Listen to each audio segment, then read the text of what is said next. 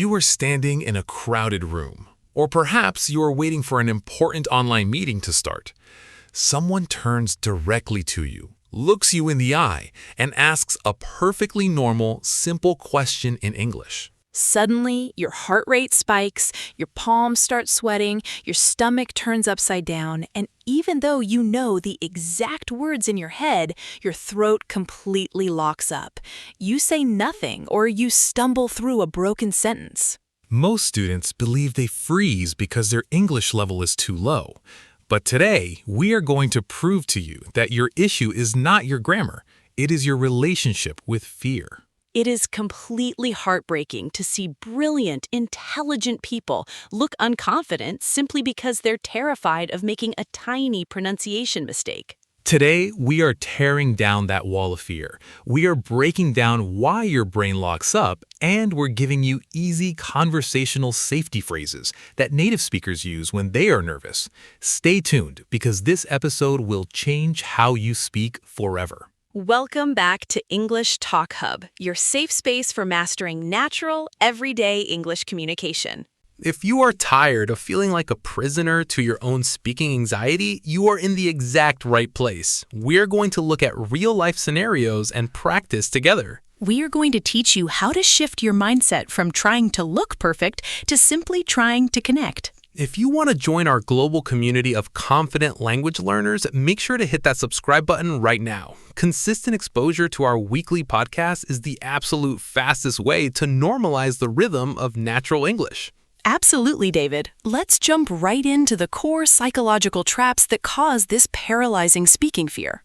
Emma, let's be completely transparent here. Even as native speakers, we sometimes experience social anxiety or feel judged when speaking in front of new groups of people. Oh, absolutely. But for an English learner, that anxiety is multiplied by 100. They carry this invisible textbook in their mind, and every time they want to speak, they feel like a strict school teacher is standing over their shoulder ready to give them a failing grade. Exactly. They're trying to build a perfect sentence with perfect grammar, perfect vocabulary, and a perfect accent all in less than half a second. It is literally impossible for the human brain to process that much pressure. I remember talking to a student from our English TalkHub community last week. She told me she refused to order food at a local cafe because she was terrified she would use the wrong preposition and the cashier would laugh at her. That is so fascinating because in reality, cashiers do not care about prepositions at all. They just want to know if you want hot coffee or cold coffee.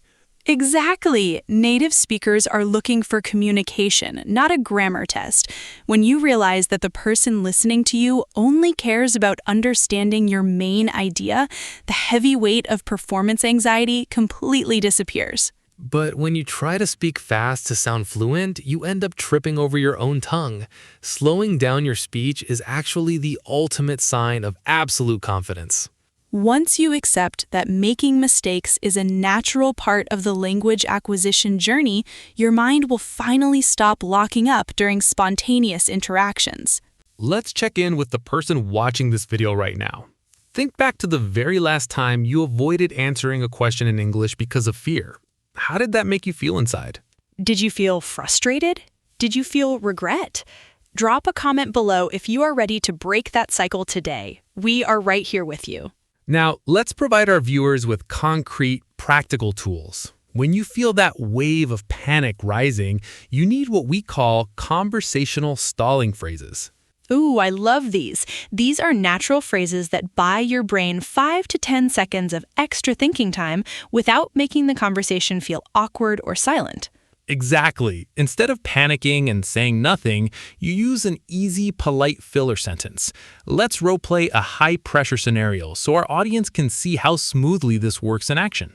Good afternoon. I need your complete booking reference number, your physical passport copy, and your flight confirmation details immediately so I can process your paperwork before the system reboots. That's a great question. Let me check that for you. Bear with me for just a brief second while I pull it up on my smartphone. Take your time, sir. No rush at all. Did you see what just happened there? I didn't freeze. I used the phrase, bear with me for just a brief second. It sounds incredibly professional, completely natural, and it gives my brain instant breathing room. Wow, that completely changed the energy of the interaction. You didn't look scared. You looked totally in control of the situation.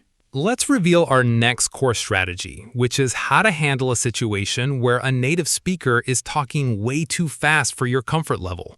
David, be honest. When you travel to a country where you don't speak the language perfectly, do you ever just nod your head and pretend to understand everything? All the time, Emma.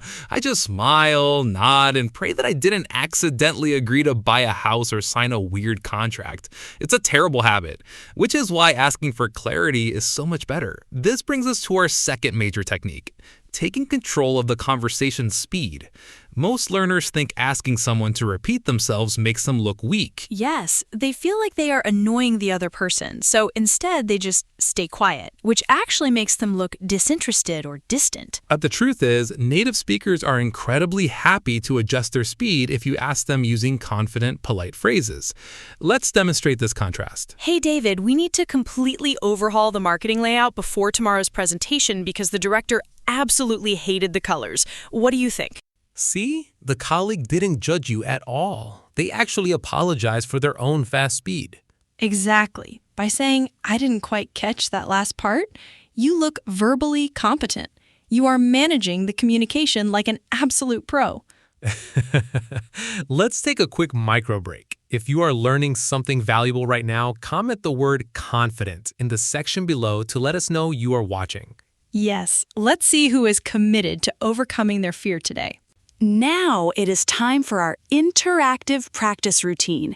We are going to train your mouth muscles to say these specific fear-busting phrases automatically.